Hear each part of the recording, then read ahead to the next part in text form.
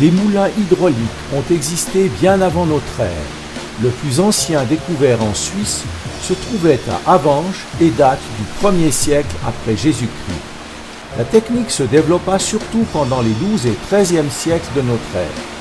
Au 19e siècle, on estime qu'il y avait environ 10 000 roues en Suisse. Les habitants trop éloignés d'un moulin public avaient leur propre moulin, individuel et manuel. En Valais, dans le Val d'Yé, on n'est pas en reste.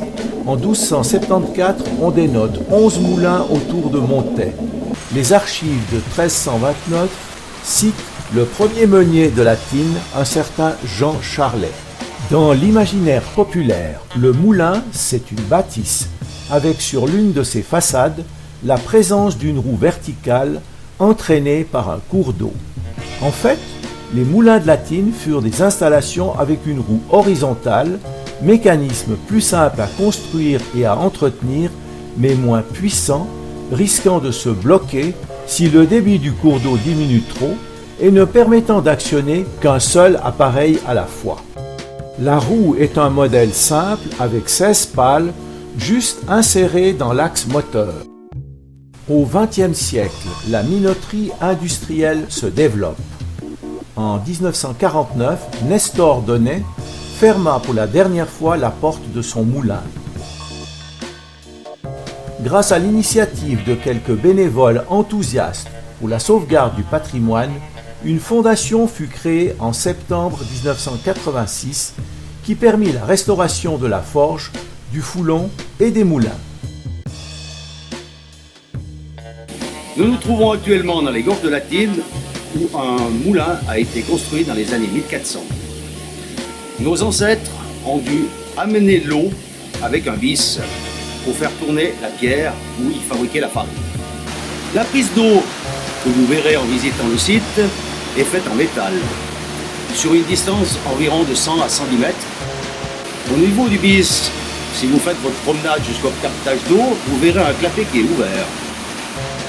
Comme nous avons parlé du clapet avant sur votre promenade, au niveau du bis, je vais vous montrer le mouvement qu'on a pour amener l'eau à l'intérieur du site.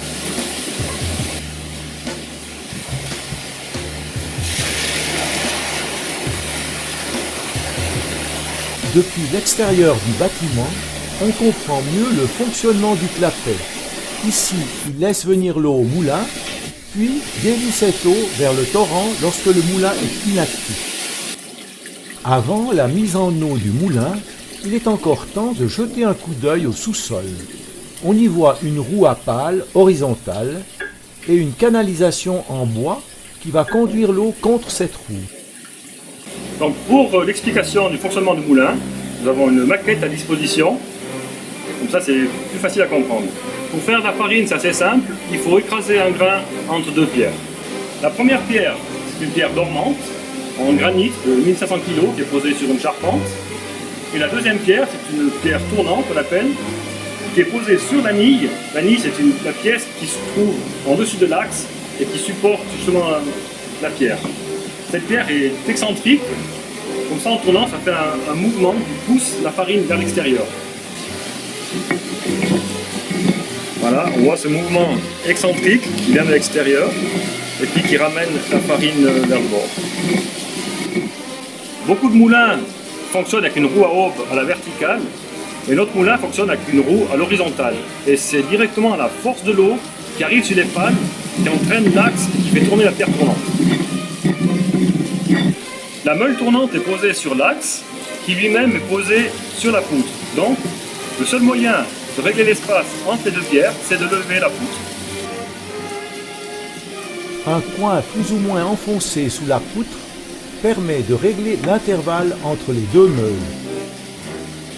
Les grains sont versés dans la trémie, descendent dans le bas-blé et ensuite arrivent dans le centre de la meule tournante. Voilà, en grandeur réelle, la meule tournante qui fait environ 500 kg. Et on voit ici l'espace où le grain descend et après glisser entre les deux pierres.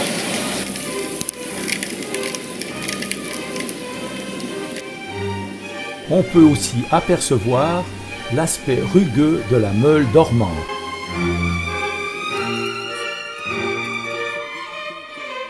Pour éviter une dégradation des meules si ces dernières restent quelque temps inutilisées, on les maintient à distance l'une de l'autre par des cales en bois. Leur rapprochement se fait par étapes. Donc nous versons notre grain à l'intérieur. Au niveau du fond du récipient que nous avons devant nous, il y a un petit clapet.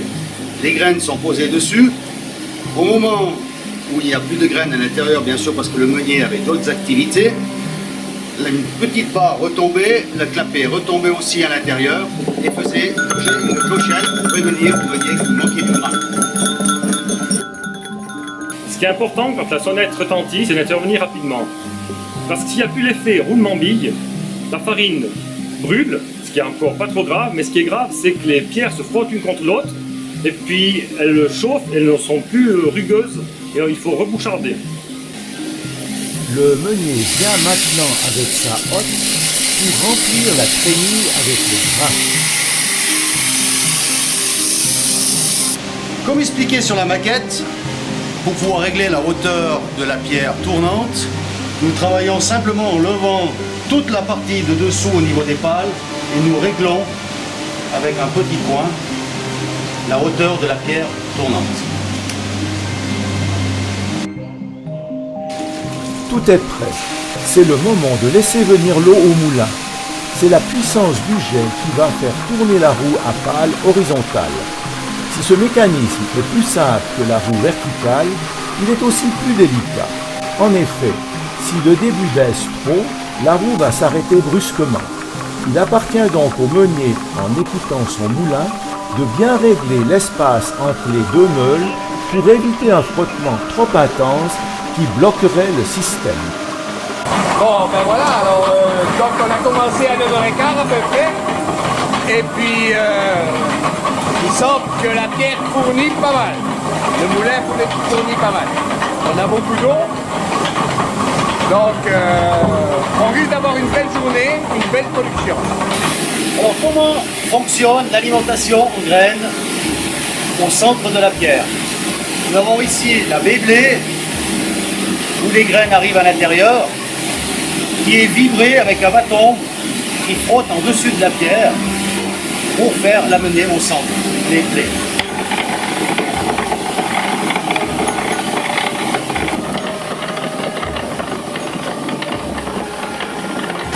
Pour faire sortir la farine, on a la pierre tournante qui est excentrique. Donc à chaque mouvement, ça nous ramène la farine à l'extérieur. Donc au début, il nous faut peut-être plusieurs kilos pour remplir tout l'extérieur. Et dès que c'est plein, ça sort par l'ouverture ici.